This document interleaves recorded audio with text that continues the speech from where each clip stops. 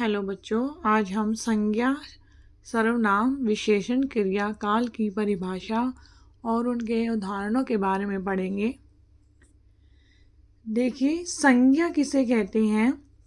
किसी व्यक्ति, वस्तु, स्थान या भाव के नाम को संज्ञा कहते हैं। किसी भी व्यक्ति का नाम है, जैसे व्यक्ति का नाम है राम, वस्तु का नाम है, वस्तु में आ गया मैच, स्थान का नाम है, स्थान में आ गया मुंबई, या भाव का नाम है, भाव में आ गया प्रसन्नता। प्रसन्नता क्या होता है? भाव होता है। आदि के नाम को संज्ञा कहते हैं। व्यक्ति में कोई भी व्यक्ति, किसी भी व्यक्ति का नाम हो गया। वस्तु में भी कोई भी वस्तु, मैज है जैसे पेंसिल है, किताब है, तो कोई भी वस्तु। स्थान है जैसे कोई भी स्थान का नाम, मुंबई, दिल्ली, कलकत्ता। भाव, कोई भी भाव जैसे प्रसन्नता, दुखी, उदासी, ऐसे। तो ये सब क्या है? संज्ञा के उदाहरण हैं। अगला है सर्वनाम। सर्वनाम किसे कहते हैं? जो शब्द संज्ञा के स्थान पर इस्तेमाल किए जाते हैं उन्हें सर्वनाम कहते हैं। जैसे मैं, मेरा, तुम, वह, हमारा, वे, ये आदि।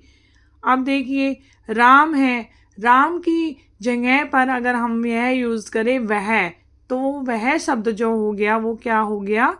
सर्वनाम शब्द है, क्योंकि ये संज्ञा के स्थान पर इस्तेमाल किया है। मैज, तो मैज की जगह अगर हम यह यूज़ करें, ये मैज बहुत सुंदर है, तो ये शब्द जो हो गया वो सर्वनाम हो गया, क्योंकि ये संज्ञा के स्थान पर इस्तेमाल किया गया है। मुंबई, मुंबई हो गया, तो अगर मुंबई की फ़ोटो दी हुई है पास में तो हम यूज़ करेंगे यह शहर बहुत सुंदर है। तो जो यह शब्द हो गया वो क्या हो गया? सर्वनाम हो गया, क्योंकि ये संज्ञा के स्थान पर प्रयोग किया गया है। इस तरह जो भी शब्द संज्ञा के स्थान पर प्रयोग किए जाते हैं वो शब्द सर्वनाम कहलाते हैं। आगे देखिए, विशेषण। विशेषण क्या होता है? देखिए, जो शब्द संज्ञा या सर्वनाम शब्दों की विशेषता बताते हैं उन्हें विशेषण कहते हैं। संज्ञा शब्द जैसे किसी भी नाम, किसी भी व्यक्ति का नाम, वस्तु का नाम, स्थान का नाम, भाव का नाम। और सर्वनाम जो संज्ञा शब्द के स्थान पर प्रयोग किए जाते हैं। तो जो शब्द संज्ञा या सर्वनाम शब्दों की विशेषता बताते हैं उन्हें विशेषण कहते हैं। जैसे मीठा, मीठा में देखिए, अगर हम ये बोले कि आम बहुत मीठा है, आम क्या है? संज्ञा शब्द है, किसी फल का नाम है, किसी वस्तु का नाम है, तो क्या हो गया? आम संज्ञा शब्द है। आम के बारे में क्या विशेषता बताई जा रही है? कि आम मीठा फल है। मीठा, मीठा क्या हो गई? आम की विशेषता हो गई। ये क्या शब्द हो गया? विशेषण शब्द। अगला देखिए, कमजोर। जैसे वह लड़का बहुत कमजोर है, वह शब्द क्या आ गया? सर्वनाम। और लड़के के बारे में बता रहे हैं, लड़का क्या है? संज्ञा। तो उस लड़के के बारे में क्या विशेषता बता रहे हैं? कि वह लड़का कमजोर है। कमजोर जो है संज्ञा शब्द और सर्वनाम की विशेषता शब्द है, बता रहा है। तो कमजोर क्या हो गया? विशेषण। छोटा, वह बहुत छोटा है, तो ये छोटा शब्द भी क्या हो गया? विशेषता बता रहा है। तो संज्ञा व सर्वनाम की, तो ये भी शब्द क्या हो गया? विशेषण। सुंदर, वह लड़की बहुत सुंदर है। अब उस लड़की के बारे में क्या विशेषता बताई जा रही है? कि वो लड़की सुंदर है। तो लड़की शब्द क्या है? संज्ञा है। तो संज्ञा व सर्वनाम की विशेषता बताने वाले शब्दों को विशेषण कहते हैं। सुंदर शब्द क्या हो गया? विशेषण हो गया। आदि। आगे देखिए, क्रिया।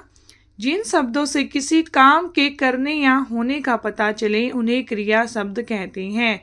जैसे रोना, बच्चा रोना, जैसे रो रहा है या उसने रोना शुरू कर दिया है, तो रोना वो क्या क्रिया कर रहा है? रोने की वो क्रिया कर रहा है।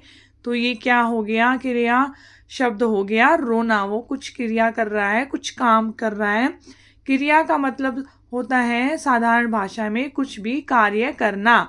तो बच्चा क्या कर रहा है, बच्चा रो रहा है, तो रोना शब्द क्या हो गया, क्रिया हो गया।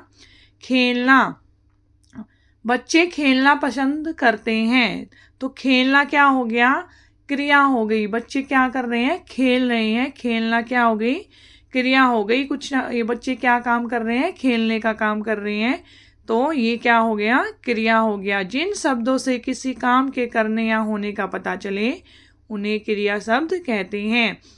आगे देखिए नाचना, नाचना भी क्या हो गया, क्रिया है। वह क्या कर रही है, जैसे लड़की नाच रही है या सीमा नाच रही है, तो नाचना शब्द क्या हो गया, क्रिया हो गया।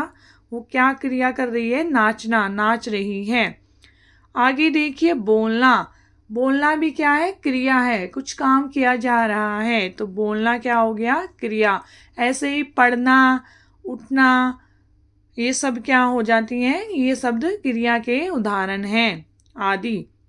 आगे देखिए काल, क्रिया के जिस रूप से उसके होने के समय का पता चलता है, या मतलब वो क्रिया के जिस रूप से, क्रिया क्या होती है, किसी भी कार्य को करने का पता चलता है तो उसे क्रिया कहते हैं। तो क्रिया के जिस रूप से उसके होने के समय का पता चलता है उसे काल कहते हैं। मतलब जो कोई भी काम किस समय किया गया है हमें उस बात का पता चलता है, तो वो क्या हो जाता है, काल होता है। जैसे देखिए रहा है, रहे हैं, रहे थे, रहेंगे आदि।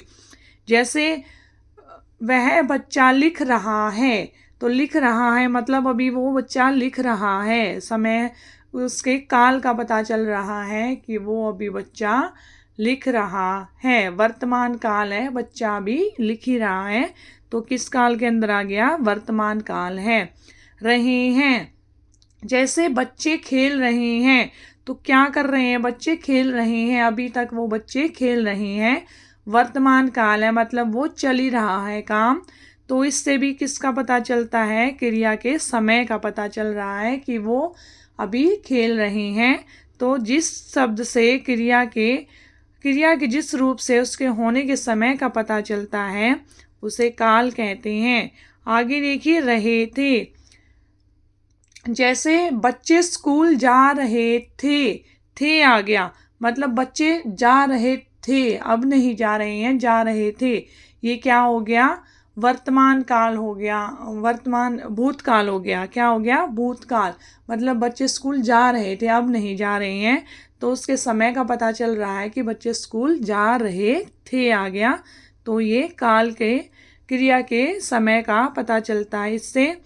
आगे देखिए रहेंगे, जैसे कोई काम अगर करेंगे, रहेंगे, तो वो किसके अंदर आता है, वो भविष्य काल के अंदर आता है।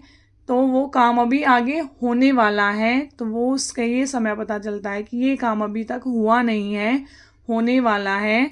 तो ये रहेंगे शब्द जो है वो काल के, भविष्य काल के अंतर्गत आता है। तो काल क्या होता है, क्रिया की जिस रूप से उसके होने के समय का पता चलता है तो उसे काल कहते हैं। रहा है, रहे हैं, रहे थे, रहेंगे, ये सब क्या है, काल के उदाहरण हैं।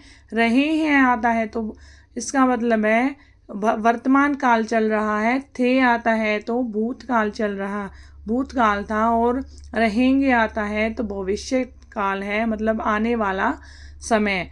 तो क्रिया के जिस रूप से हमें उसके होने के समय का पता चलता है उसे काल कहते हैं। अगर वीडियो पसंद आई हो तो लाइक एंड सब्सक्राइब करें। Thank you.